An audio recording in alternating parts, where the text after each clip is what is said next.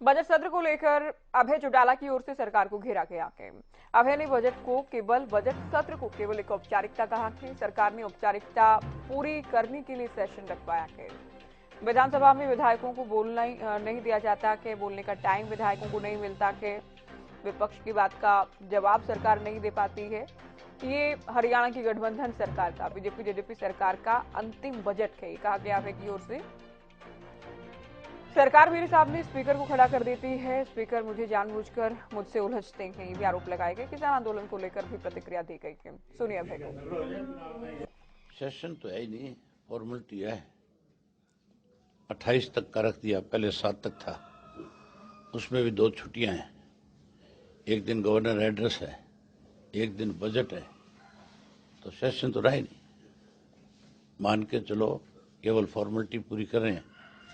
सरकार के पास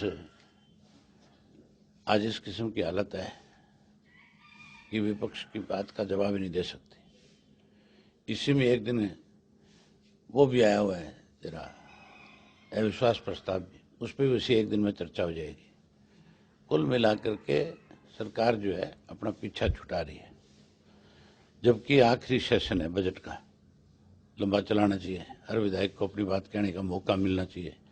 अपने अपने हल्के में क्या क्या दिक्कत है लोगों की, किसी गांव में पानी की दिक्कत है, किसी में सड़क की दिक्कत है, किसी में स्कूल की दिक्कत है, किसी अस्पताल की दिक्कत है, वो बातें सुनने की बजाय बस खाना पूर्ति करते हैं। मैंने 10 से ज़्यादा कॉलिंग दिए हैं, देखता हूँ कितने मंजूर करते हैं।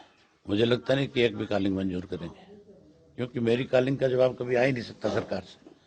मैं तथ्यों के आधार पर सारी बात सरकार के सामने रखता हूँ। मेरे पास आंकड़े होते हैं, सच्चाई होती है, फिर जवाब बनता नहीं, फिर स्पीकर को खड़ा कर देते हैं। फिर वो स्पीकर जो मुझसे उलझ जाता है और वो कहीं ना कहीं मेरी बात को पूरी करने की बजाय मुझे रोकने का प्रयास करता है। मैंने बताया ना 10 कॉलिंग दे रखे हैं मैंने। ये किसानों वाला बहुत बड़ा इशू है, इस पर चर्चा होनी चाहिए। उसके अलावा SYL एक अपने आप में बहुत बड़ा मुद्दा है। इस प्रदेश में कानून व्यवस्था बहुत बड़ा मुद्दा है। इस प्रदेश में बेरोजगारी बहुत बड़ा मुद्दा है। इन सब बातों पर चर्चा होनी